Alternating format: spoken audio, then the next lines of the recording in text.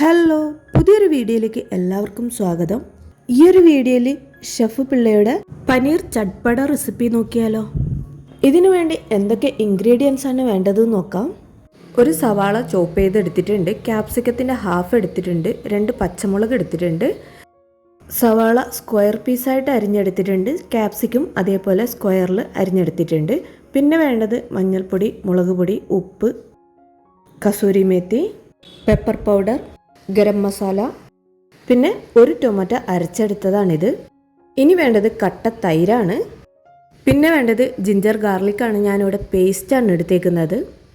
പനീർ എടുത്തിട്ടുണ്ട്, കെച്ചപ്പ് എടുത്തിട്ടുണ്ട്, പിന്നെ വേണ്ടത് ബട്ടറാണ്. ഇനി പനീർ ചട്പട റെഡിയാക്കിയാലോ. പാൻ ചൂടാവുമ്പോൾ അതിലേക്ക് വെളിച്ചെണ്ണ ഒഴിച്ച് ജിഞ്ചർ ഗാർലിക് പേസ്റ്റ് ഒന്ന് വഴറ്റിയെടുക്കുന്നുണ്ട്. ഇനി ഇതിലേക്ക് ചോപ്പ് ചെയ്ത് വെച്ചിരിക്കുന്ന സവാള ഇട്ട് കൊടുക്കാം.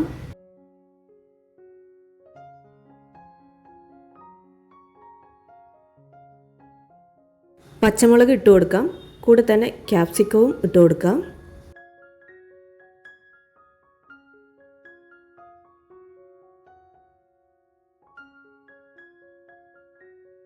ഇനി ഇതിലേക്ക് അരച്ചു വെച്ചിരിക്കുന്ന ടൊമാറ്റോ പേസ്റ്റ് ഒഴിച്ചു കൊടുക്കാം.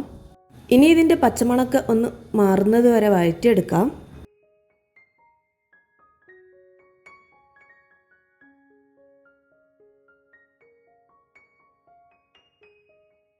ഇനി മറ്റൊരു പാൻ ചൂടാവുമ്പോൾ അതിലേക്ക് ബട്ടർ ഇട്ട് പനീർ ഒന്ന് ഗ്രില്ല് ചെയ്തെടുക്കാം.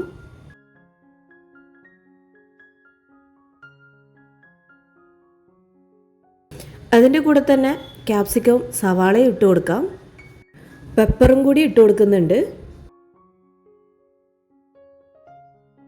ഇനി ഇതെല്ലാം ഒന്ന് മിക്സ് ചെയ്ത് കൊടുക്കാം. ഇനി ഇതിൻ്റെ കളറൊക്കെ ഒന്ന് മാറുന്നത് വരെ അവിടെ കിടക്കട്ടെ. ഇനി മസാലയിലേക്ക് ആവശ്യത്തിന് ഉപ്പിട്ട് കൊടുക്കാം.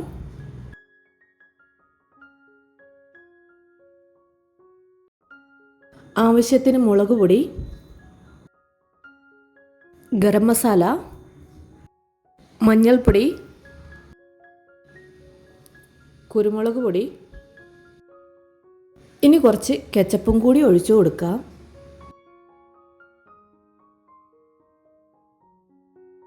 മസാലയ്ക്ക് കുറച്ച് ഗ്രേവി ഉണ്ടാക്കാൻ വേണ്ടിയിട്ട് 2 സ്പൂൺ കട്ട തൈര് ഇട്ട് കൊടുക്കുന്നുണ്ട്. ഇനി ഇതൊക്കെ നന്നായിട്ടൊന്ന് മിക്സ് ചെയ്ത് കൊടുക്കാം.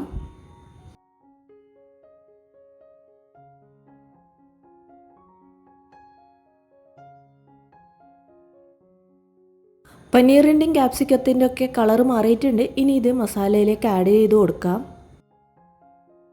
ഇനി ഇതെല്ലാം കൂടി ഒന്ന് മിക്സ് ചെയ്ത് കൊടുക്കാം.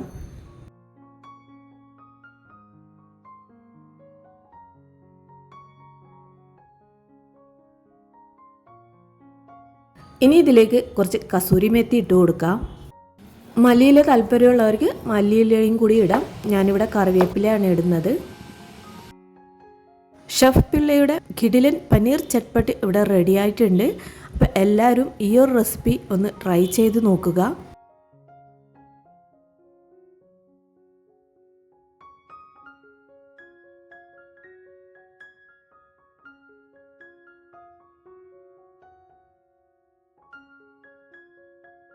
ഈ ഒരു വീഡിയോ ഇഷ്ടമായിട്ടുണ്ടെങ്കിൽ സപ്പോർട്ട് ചെയ്യാൻ മറക്കരുത്. അപ്പോൾ മറ്റൊരു വീഡിയോ ആയിട്ട് വീണ്ടും കാണാം. Thank you for watching.